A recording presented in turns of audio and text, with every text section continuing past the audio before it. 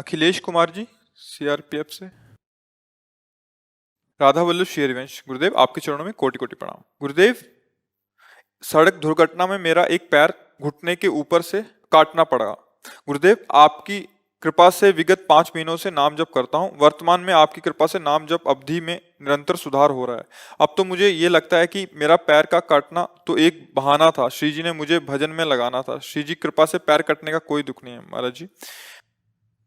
देखो, शरीर में जो भी पीड़ा आएगी या हो चुकी है या है, वो हमारे कर्म का परिणाम है, किसी और के नहीं।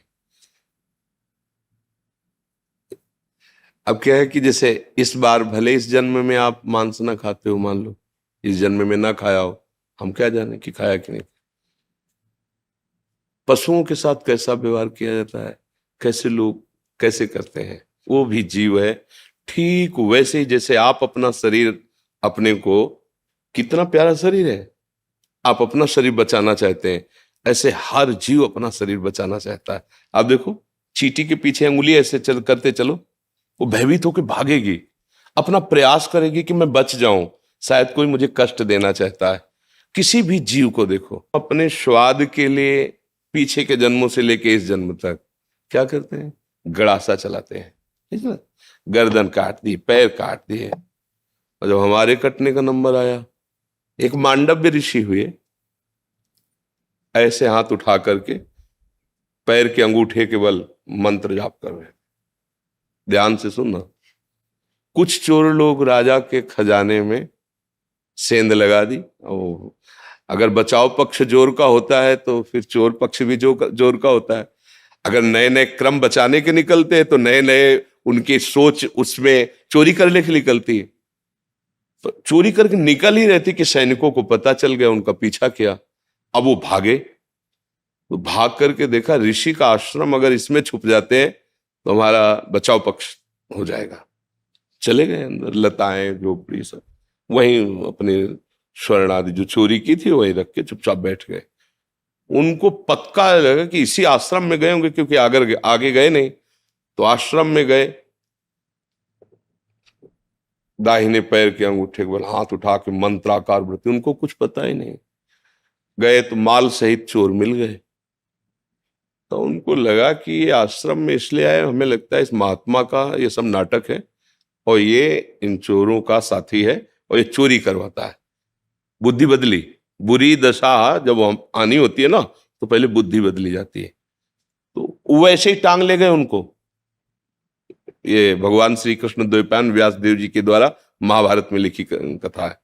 उठा ले गए, वैसे ध्यानस्थ वो समाधि में 8-10 ऐसे सामने चोर, पीछे महात्मा जी। राजा को प्रमाण सहित जब वस्तु सहित चोर मिल गए तो उन्होंने ये नहीं देखा कि महात्मा भी है, उन्होंने आदेश कर दिया इनको सूली की सजा। उस समय जैसे फांसी की सजा होती, ऐसे सूली की सजा।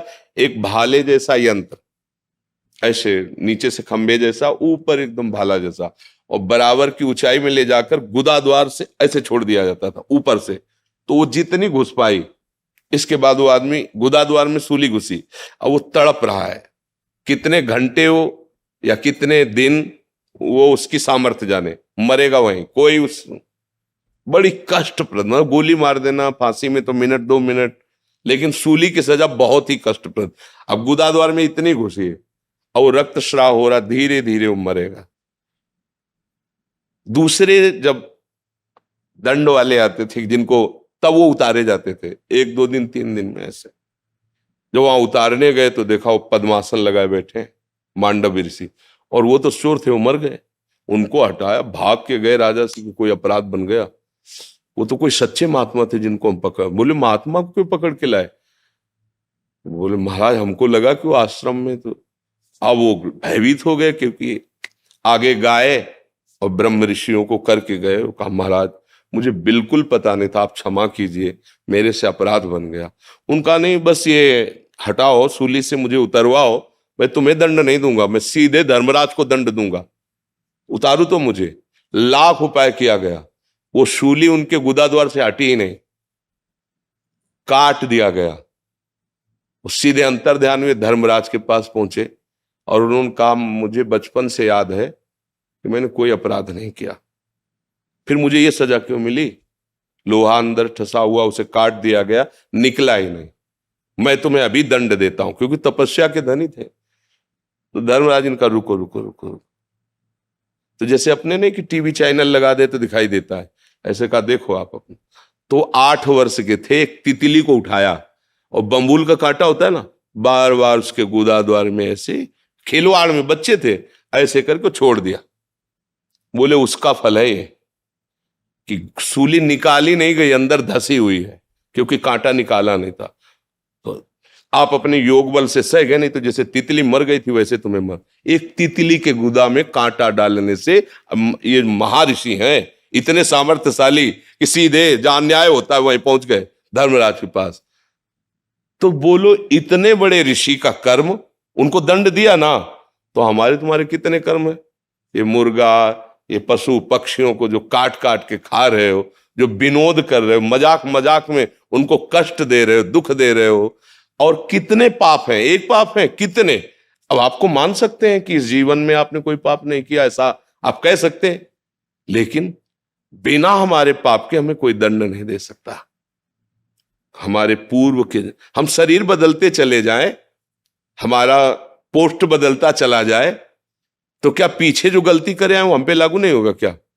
मान लो आप पहले एक छोटे पद में थे, फिर बड़े पद में आ गए, लेकिन जब छोटे पद में किए हुए अपराध का दस्तावेज खुलेगा तो बड़े पद में होते हुए आपके ऊपर कानून लागू हो जाएगा और आपको जेल जाना पड़ेगा, आपको दंड भोगना पड़ेगा। ऐसे ही पूरा सिस्टम भागवतिक है। तो कोई न कोई हमारा ही कर्म हमको कष्ट देता है। अब संभाल लो, नाम जप करो, कोई भी ऐसा आचरण मत करो। दूसरे को अगर दुख दोगे तो तुम चाहे जितने समर्थ बन लो, वो दुख इतना बलवान होके आएगा कि ऐसी जगह तुम्हें रौंदेगा कि कोई सहायक नहीं मिलेगा, पक्का कोई सहायक नहीं मिलेगा। अगर आप दूसरों को सुख दोगे, नाम जप करोगे, माना थोड़ा गरीबी से जी लोगे, तो भगवान मिल जाएंगे, आनंदित हो जाओगे, सुखी हो जाओगे। अब ये बात सबकी समझ में नहीं आती। ऐसी हत्याएं करते हैं, जिंदा पशु को टांग दिया, नीचे से आग लगा रहे हैं। अब आप गाड़ी खरीद के लाए और रफ्तार से दौड़ा रहे हैं और लग गई आग, लाख है शीशा, अंदर भुन गए। ये है मालिक का हिसाब।